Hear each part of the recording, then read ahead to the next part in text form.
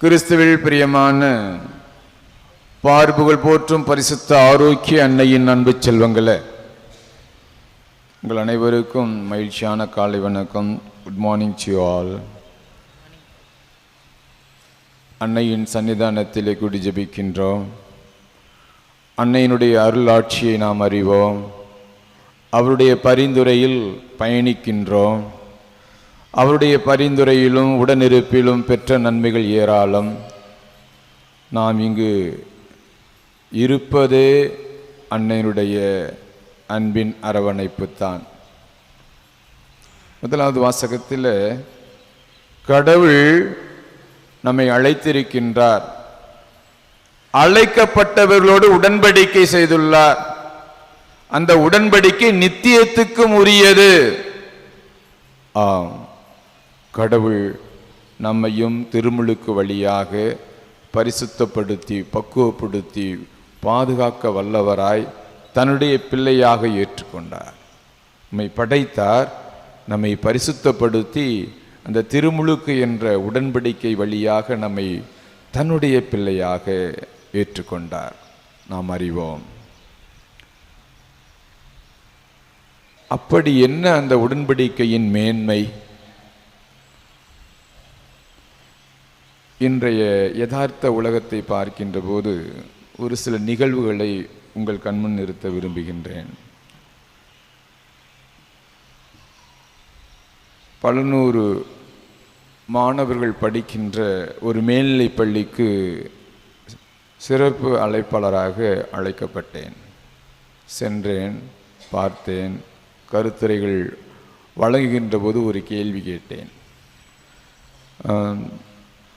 Students, மாணவ மாணவிகளை, உங்களுடைய அப்பா அம்மா எத்தனை பேர் விவசாய வேலை செய்கின்றார்கள் அல்லது விவசாயம் செய்கின்றார்கள்? சொந்தமாக நிலமோ அல்லது வேலைக்கோ அந்த விவசாய பணி செய்கின்றவருடைய பிள்ளைகள் எத்தனை பேர்? கரங்களை உயர்த்துங்கள் என்று கேட்டேன். ஒரு சில குழந்தைகள் தான் கரங்களை உயர்த்தினார்கள். ஒருவேளை அது நகரப்புறமாக இருந்ததால் என்னவோ குறைவாக இருந்திருக்கலாம் என்று என்னையே ஏற்றுக்கொண்டேன். காரணம், இன்று உழைப்பவர்களுடைய எண்ணிக்கை ரொம்ப விமர்சனமாக எங்கே பார்த்தாலும் தமிழர் திருவிழா, அறுவடை திருவிழா, நன்றியின் திருவிழா, பகிரலின் திருவிழா என்றெல்லாம் கொண்டாடுகின்றார்கள். பட்டாடை அடுத்தி மிடுக்காக கொண்டாடுகின்றார்கள். ஆனால் உழைப்பவனுக்குரிய மரியாதை, இன்னும் சொல்ல போனால் சேற்றில் கை வைத்தால் தான் சோற்றில் கை வைக்க முடியும். இந்த உலகமே மண்ணோடு மண்ணாக உழைப்பவனுக்கு கொடுக்கின்ற மரியாதை எப்படி என்று நாம் அறிவோம். ஆனால் காகித உறவு, மண்ணுறவுக்கு கேள்விக்குறிதான். காகித உறவு எப்படியோ வளர்ந்து கொண்டே போகின்றது. ஆக ஒருபுறம் உழைப்பு, விவசாயம் பாதிக்கப்படுகின்ற நிலை, குறைந்து கொண்டிருக்கின்ற நிலை. இன்னொரு நிலை, இப்போ சைக்கிள்லாம் கொண்டாந்து நிப்பாட்டினா சைக்கிள் ஸ்டாண்டு, பஸ்ஸெல்லாம் வந்து நின்னா பஸ் ஸ்டாண்டு, ட்ரெயின்லாம் வந்து போனால் என்ன ரயில்வே ஸ்டேஷன். இப்போது அறிவியல் முன்னேற்றம் எந்த அளவிற்கு? ஸ்பேஸ் ஸ்டேஷன், வான்வெளியில் ஏவுகின்ற அந்த விண்கலன்களுக்கு எரிபொருள் நிரப்புவது, தொடர்வது, அங்கே இருந்து ஆராய்ச்சி செய்வது. நவக்கிரகங்களா, 9 கோள்களா, எண்ணற்ற கோள்கள், எண்ணற்ற நட்சத்திரங்கள், எண்ணற்ற பிளானட்ஸ், ஒவ்வொன்றும் எப்படி இயங்குகின்றது, அவருடைய தன்மை என்ன, இந்த மனித குலம் அதிலிருந்து என்ன பெற முடியும் என்ற ஒரு அறிவியல் ஆராய்ச்சியுடைய முன்னேற்றம். இந்த சூழலில் மனிதத்தில் புனித ஆவி எப்படி? மனிதத்தில் புனித ஆவி எப்படி? முதலாவது வாசகத்தில் கடவுள் இந்த மனிதர்களோடு உடன்படிக்கை செய்தார். அந்த உடன்படிக்கை நினைவூரப்பட்டது. நாம் நித்தியத்திற்கும் வாழ வேண்டும்.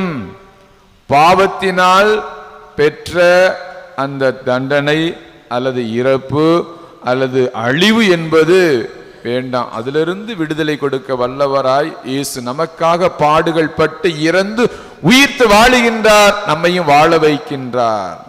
அந்த நிகழ்வு உடன்படிக்கை. அந்த உடன்படிக்கை நிமித்தம் நாம் பயணிக்கின்றோம்.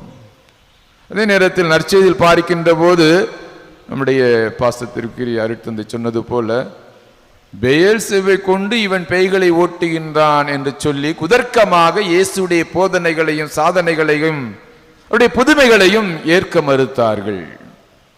அன்று மட்டும்தானா? என்றும் தொடரும். ஆனால் கடவுளுடைய வல்லமை அளப்பெரியது. கடவுளுடைய வல்லமை அளப்பெரியது. ஆம், கடவுள் மனிதனாக பிறந்து வளர்ந்து போதித்து புதுமைகள் செய்து பாடுகள் பட்டு இறந்து உயிர்த்தவர் தொடர்ந்து தன்னுடைய உடன்படிக்கை நிமித்தம், நம்மோடு கொண்டுள்ள அந்த உறவு நிமித்தம் தன்னுடைய ஆவியை, தூய ஆவியை, பரிசுத்த ஆவியை, புனித ஆவியை கொடுத்து கொண்டே இருக்கின்றார். அந்த தூய ஆவியானவர், புனித ஆவியானவர் நம்மிலே இருந்து செயலாற்றி கொண்டே இருக்கின்றார். அதை நாம் உணர்கின்றோமா? அதான் அவருடைய பராமரிப்பை, பாதுகாப்பை நம்மால் கண்டுணர முடிகின்றதா? ஒருவேளை இது திருமுழுக்கு பெற்றவர்களுக்கு மட்டும்தானா? திருமுழுக்கு பெற்றவர்களுக்கு வாய்ப்பு, சிறப்பு வாய்ப்பு, அதை உணர்வதற்கு, உணர்த்தப்படுவதற்கு, அந்த இறை அனுபவம் பெறுவதற்கு. அவருடைய உடன்படிக்கை, அவருடைய மீட்பு, அவருடைய தூய ஆவி, அவருடைய புனித ஆவி மனித குலத்துக்கே உரியது. அதான் மனிதத்தில் புனித ஆவி. அப்படி அந்த புனித ஆவி, அந்த தூய ஆவி, அந்த பரிசுத்த ஆவி இருக்கின்ற போது எப்படி செயல்பாடுகள் இருக்கும்? நாம் இருக்கின்றது நாகப்பட்டினம் மாவட்டம், பக்கத்தில் திருவாரூர் மாவட்டம். அப்கோர்ஸ் ஒரு காலத்தில் இது தஞ்சாவூர் மாவட்டம், தஞ்சை மாவட்டம். இப்போது திருவாரூர் மாவட்டத்தில் இருக்கின்ற கட்டிமேடுக்கு பக்கத்தில் ஆதிரங்கம் என்ற ஒரு சிற்றூர், சிறிய கிராமம். அங்கு பிறந்து வளர்ந்தவர் தான் நெல் ஜெயராமன். நெல் ஜெயராமன் அவர் ஒரு ஏழை விவசாயி. படித்தது கொஞ்சம் கிளாஸ் தான், கொஞ்சம் வகுப்பு தான். வேலைக்கு போகிறாரு. அதுக்கு பிற்பாடு சொந்தமாக விவசாயத்தில் செய்கிறாரு. திடீரென்று அவரிலே ஒரு எண்ணம் உதிக்கின்றது. என்ன? பாரம்பரிய நெல் விதைகள் அழிந்து கொண்டிருக்கின்றன. எங்கு பார்த்தாலும் ஹைபிரிட்ஸ், எங்கு பார்த்தாலும் சுட சுட. ஆக பாரம்பரிய நெல் விதைகள் அழிந்து கொண்டிருக்கின்றன. அவற்றை காப்பாற்ற வேண்டும். வருகின்ற சந்ததிகளுக்கு அதை கொடுக்க வேண்டும். ஒவ்வொரு நெல்லும் ஒவ்வொரு நோய்க்கு மருந்தாக, இந்த மனித குலத்திற்கே மருந்தாக, உணவாக வாழ வைக்கக்கூடியதாக இருக்கிறது என்பதை அவர் கண்டுணர்ந்து கிட்டத்தட்ட 174 நெல் ரகங்களை சேகரித்து கொடுத்திருக்கின்றார். அவர் வாழ்ந்தது 50 ஆண்டுகள் தான். இந்த பணியை கிட்டத்தட்ட 10 ஆண்டு காலங்கள் செய்தார் ஒரு இயக்கத்தோடு சேர்ந்து. அவர் கொடுத்த அந்த நெல்மணிகள் மனிதத்தை வாழ வைக்கின்றன, சுபிட்சத்தை கொடுக்கின்றன, விவசாயத்தை வளர்க்கின்றன. இன்னும் ஒருபடி மேல என்ன செய்தார் என்றால், விவசாயியை கூப்பிட்டு, அப்பா நான் உனக்கு 2 பாக்கெட்டை விதை நெல் தர்றேன், பாரம்பரிய நெல், நீ எனக்கு திரும்ப 4 பாக்கெட்டு கொடுத்தா போதும். ஆக அவரிலும் புனித ஆவி செயலாற்றுகின்றது, செயலாற்றியது, மறுக்க முடியாது.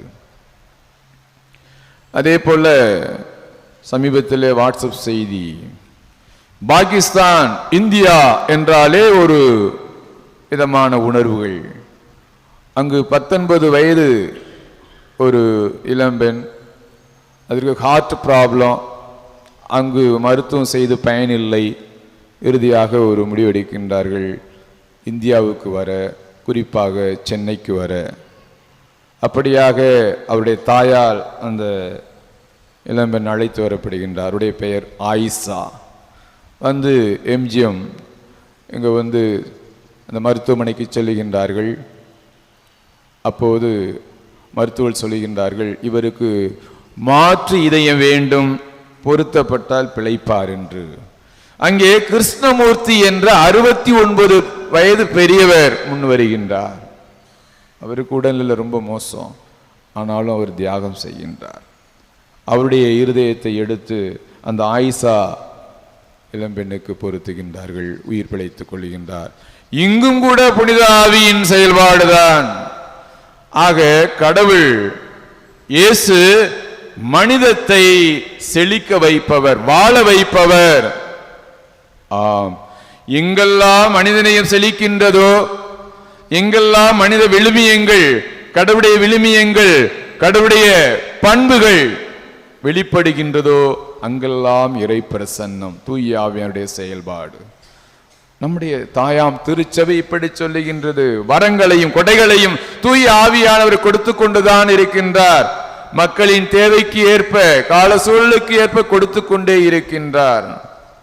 ஞானம் நிறைந்த பேச்சு, அறிவு நிறைந்த பேச்சு, நம்பிக்கை, ஆழ்ந்த விசுவாசம், பிணிகளை நோய்களை போக்கக்கூடியது, பேய்களை போக்கக்கூடிய, வல்ல செயல்களை செய்யக்கூடிய, இன்னும் பரவச பேச்சு பேசக்கூடிய பரவச பேச்சுக்கு விளக்கங்கள் சொல்லக்கூடிய கொடைகளை எல்லாம் கொடுத்து கொண்டுதான் இருக்கின்றார். அந்த தூய ஆவியாருடைய கனியாக அன்பையும் மகிழ்ச்சியையும் இரக்கத்தையும் பணிவையும் துணிவையும் கொடுத்து கொண்டுதான் இருக்கின்றார்.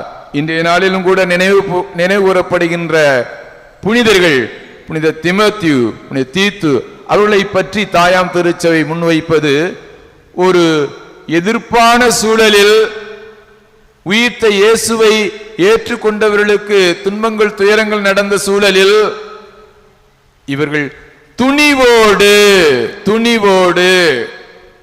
கடவுளை பற்றி, உயிர்த்த இயேசுவை பற்றி எடுத்து சொல்லி, நாம் எல்லோரும் வாழ பிறந்தவர்கள், அவரால் வாழுகின்றோம், நம்மை வாழ வைக்க அவர் உயிர் கொடுத்தார், நம்முடைய பாவங்கள் மன்னிக்கப்பட, நாம் பரிசுத்தமாக்கப்பட அவர் உயிர் கொடுத்தார், நாம் இந்த மன்னகத்தில் விண்ணகத்தில் வாழ்வதற்கு அவர்தான் நமக்கு எல்லாம் என்று எடுத்து சொன்னார்கள். கிறிஸ்துவில் பிரியமானவர்களே, ஆக மனிதநேய விழுமியங்கள், மனிதத்தை வளர்க்கக்கூடிய, மனித குலத்தை வளர்க்கக்கூடிய சிந்தனை, சொல், செயல் எங்கெல்லாம் இடம்பெறுகின்றதோ அங்கெல்லாம் புனித ஆவி, பரிசுத்த ஆவி, தூய ஆவி செயல்படுகின்றார் என்பதை உணர முடியும், உணர வேண்டும் என்ற வாஞ்சையோடு